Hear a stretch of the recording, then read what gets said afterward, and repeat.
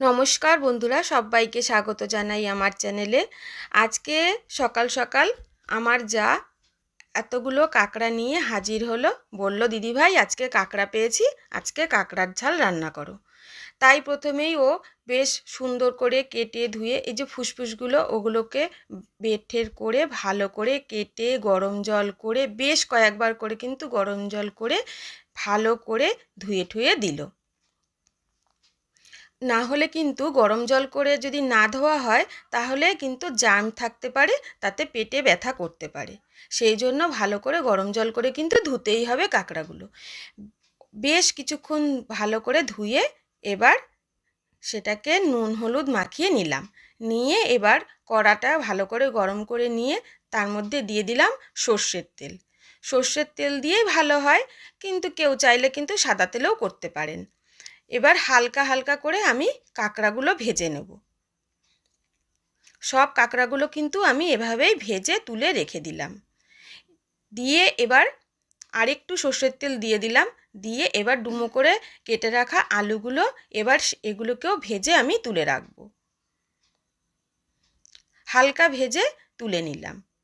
নিয়ে এবার ওই তেলের মধ্যেই আমি একটু গোটা গরম মশলা ফোড়ন দেব, এলাচ, দারচিনি আর লবঙ্গ। এবার বেশ খানিকটা পেঁয়াজ কুচি রেখেছিলাম সেটাকে দিয়ে দিলাম। একদম লাল লাল করে ভাজবো না, একটু নরম হয়ে যাওয়া অবধি ভেজে নেব। এবার একটা মিক্সির মধ্যে আদা, একটা গোটা রসুন আর বেশ খানিকটা কাঁচা লঙ্কা দিয়ে একটা পেস্ট করে নিয়েছিলাম, সেটাই দিয়ে দিলাম। দিয়ে দিলাম একটা বড় সাইজের টমেটো, দিয়ে ভালো করে এবার কষিয়ে নিচ্ছি। একটু নুন দেবো যাতে টমেটোটা ভালো করে নরম হয়ে যায়। এবার দিয়ে দিলাম 1 চামচ জিরে গুঁড়ো, 2 চামচ ধনে গুঁড়ো আর একটু হলুদ গুঁড়ো দিয়ে এবার আবার মশলাটাকে ভালো করে কষিয়ে নেব।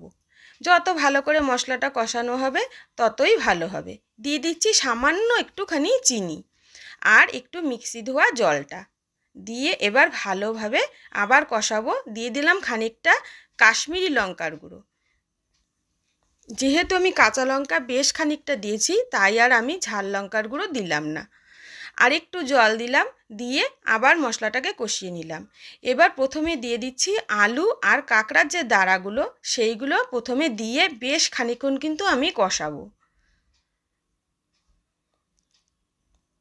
একটু ঢাকা দিয়ে রাখবো, ঢাকা দিয়ে দিয়ে বেশ খানিকক্ষণ কষিয়ে নেব।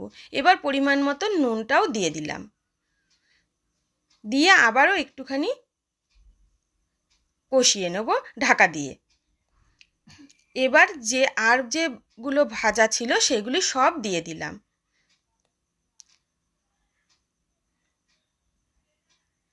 এবার দিয়ে দিচ্ছি পরিমাণ মতন জল, দিয়ে এবার সেদ্ধ হওয়ার জন্যে এবার রেখে দেবো। যতক্ষণ না ভালো মতন সেদ্ধ হয় ততক্ষণ ঢাকা দিয়ে রেখে দেবো। ব্যাস মোটামুটি কিন্তু রেডি।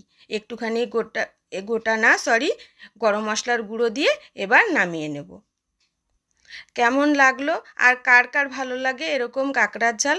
আমাদের 6 জনেরই তো খুব ভালো লাগে। আর কেমন লাগলো অবশ্যই কিন্তু জানাবেন।